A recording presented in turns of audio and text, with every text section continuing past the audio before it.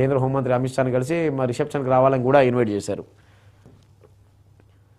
తూలుతూనే తోలుతున్నారు, పీకల దాకా తాగి వాహనాలు నడిపేస్తున్నారు. రక్తంలో ఆల్కహాల్ 300 దాటిన డ్రైవింగ్. హైదరాబాద్ కమిషనరేట్ పరిధిలో ఇది స్థితి.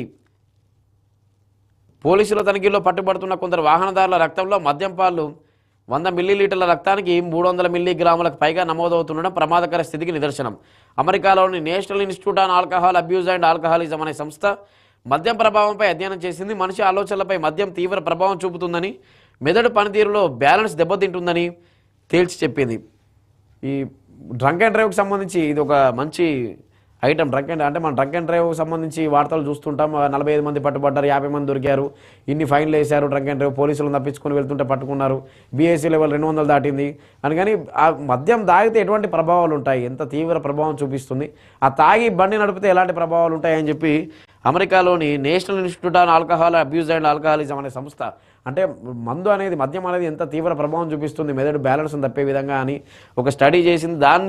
దాన్ని తీసుకొని, ఆ స్టడీని తీసుకొని హైదరాబాద్కు లింక్ చేస్తూ, అంటే ఇక్కడ కమిషనరేట్కి లింక్ చేస్తూ ఒక మంచి స్టోరీ ఇది.